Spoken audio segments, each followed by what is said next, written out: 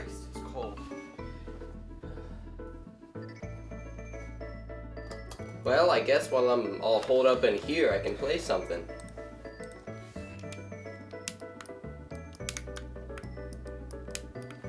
Mirror's Edge. It's a game. Alright, you got about like 10 more minutes. What? 10 minutes? Shit, dude. It's one of the most amazing and unique first-person experiences ever. I mean, don't get me wrong, Half-Life's better.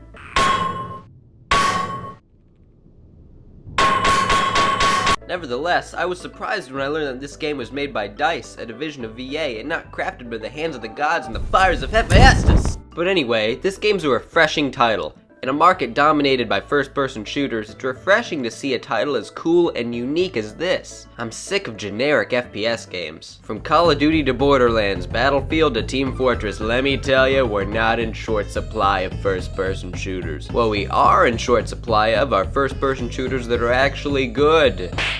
And Mirror's Edge, seriously, it's an amazing first-person experience. So of course, I was completely speechless when a sequel was announced. It made me more excited than a necrophiliac at a cemetery. Was that too far? I'm sorry, I couldn't think of a better analogy. I do apologize to all the necrophiliacs I offended with that joke. But in all honesty, a sequel to Mirror's Edge isn't really news. It's been rumored to have been in the works for a while now, and only last summer did they release a teaser trailer for the game. It looks absolutely stunning, and literally all of the footage used in the game trailer was in the game engine. Holy Jesus, mother of hell. It just makes me crazy excited for it. And let me just say I absolutely love how they took the Valve route of development. Instead of putting a vague release time in the trailer, they literally put "coming when it's ready" at the end of the trailer. As much as I hate EA as a whole, I have to commend DICE on this. It's honestly how every developer should handle their games. But apparently the new game's supposed to be open world and a complete reboot on the storyline and tell of the origin of Mirror's Edge's main protagonist, Faith.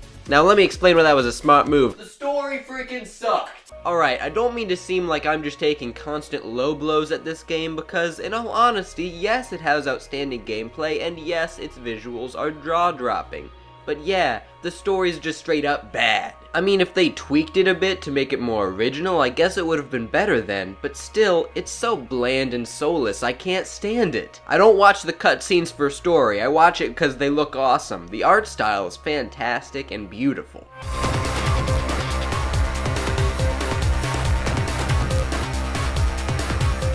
Speaking of subpar levels of quality, the combat in this game is broken beyond fuck. Punches are weirdly delayed, but I must say that slide kicks are simply awesome. Kinda reminds me of Crysis's signature of shooting while sliding. But anyway, you can do some really neat stuff. When you get close to an enemy, they'll attempt to harm you, of course, and their weapon will turn red, signifying that you can interact with it. More on that later. But anyway, if you time your pushing of the Y button just right, you'll perform an awesome takedown maneuver. It honestly gets me riled up just thinking of how awesome they are. The only downside with this is how the game completely does it for you. I'm sure the programming would have been difficult, but wouldn't it have been fantastic to be able to coordinate your own takedowns? Like, holy shit, it sounds amazing. You hear that?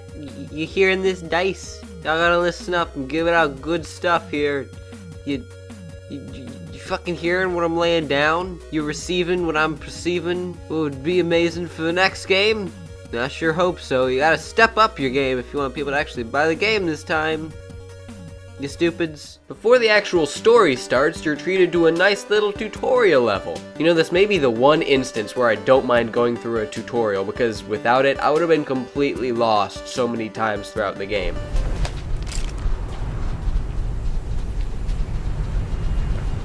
What's this? To fire, use right trigger, but don't hit Celeste. Are you serious? Do you really want to tempt me, game? I know what you're thinking. Did he fire 6 shots or only 5? Now, to tell you the truth, in all this excitement, I forgot myself. But being this is a .44 Magnum, the most powerful handgun in the world, and will blow your head clean off, you've got to ask yourself a question. Do I feel lucky? Well, do you, punk? Oh, God! Whatever. Now time to dispose of this gun in a way that would make Sarah Palin proud. Alright, so Kate, the sister of Faith, the protagonist, gets framed for the murder of the Pope. Yeah, man, this shit's deep. Just kidding, not the Catholic Pope, but this dude. He's dead, if you couldn't tell. So the murder's framed on Faith's sister Kate, and that Pope dude was about to run for mayor, so obviously someone's got an agenda here.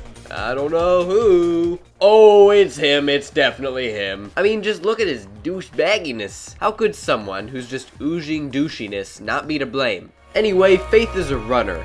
Runners basically deliver messages and information in this dystopian city and whatnot. It's basically a completely technological city. I'm pretty sure I saw a few trees a few times, but not too many. And in the final level, you get an enormous view of the city and there's no central park or anything. I would go insane, honestly. At least places like New York have greenery. So Kate's taken by the police and it's your job to find out what's going on. And that's the plot. I'm done talking about it, like, seriously, the rest is just dumb. I'm not even gonna take the time to describe it. If you've played the game, you know what I'm talking about, and if you haven't, well, you don't need to just don't worry about it. It can be ignored. It's just so bad. I mean, the game's a great experience when you take out the story, but you kinda need to play through it once to understand the story, fail, and then realize it's not worth your goddamn time anyway and replay the final level for the 50th time. I really wish the story was better, I really do. It just makes me feel bad because I know that if it didn't try too hard, it probably could have worked. But it's just way too generic and, so yeah. I mean, just listen to this crap. Don't you read the news? It's not news anymore.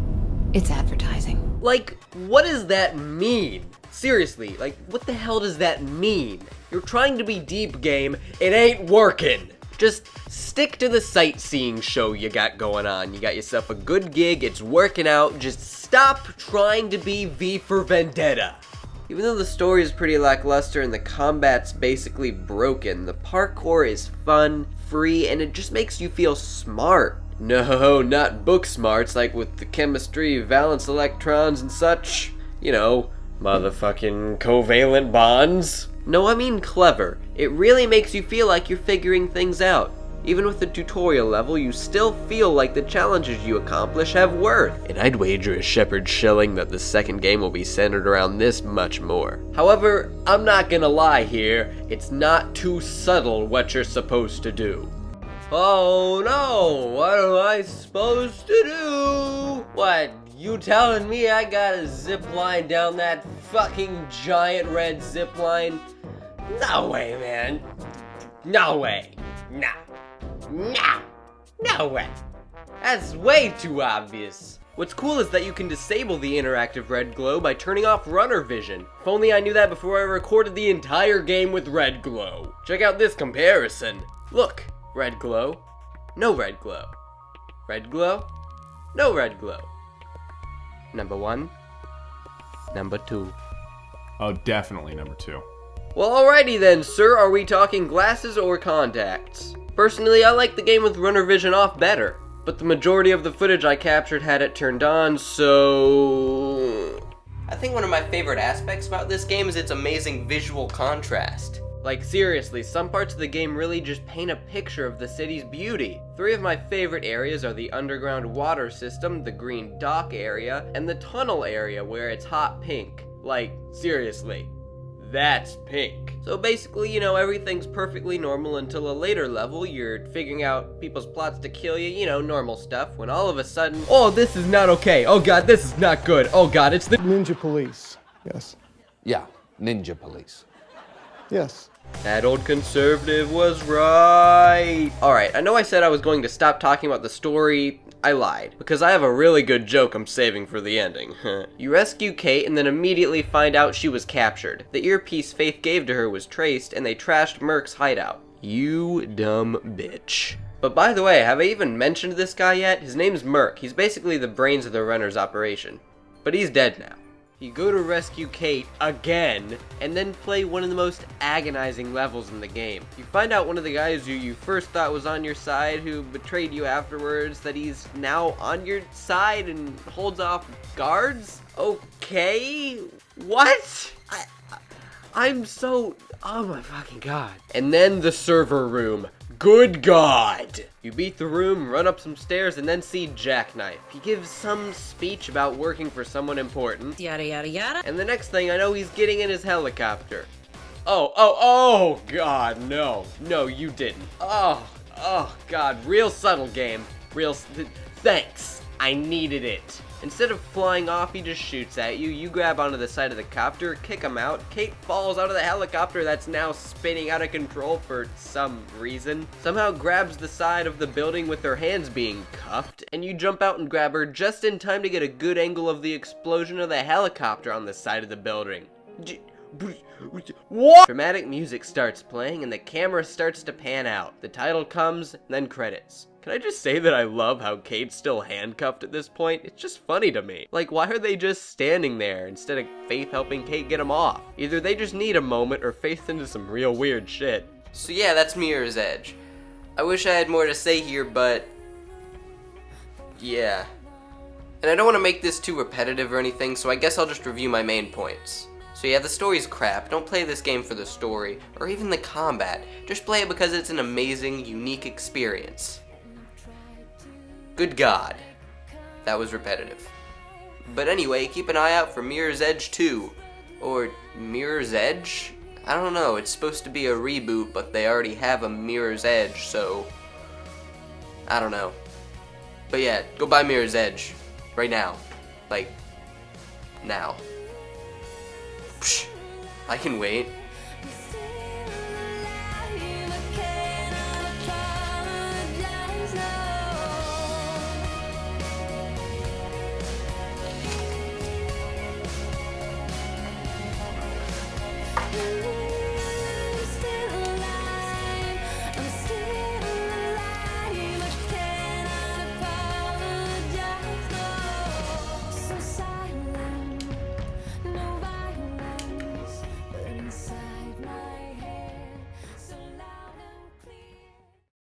Hey, thanks for watching. I just wanted to say thank you to the awesome guys over on the Hidden Block forums. Special thanks to Eruption and all you other guys for doing this whole advent calendar shindig majig. If you're watching this link on a link from Hidden Block or whatever, go check out my other stuff. If you stayed this long, I assume you'll like it. That also goes for new people watching. So yeah, thanks again guys, I'll see you in the next video. Happy holidays.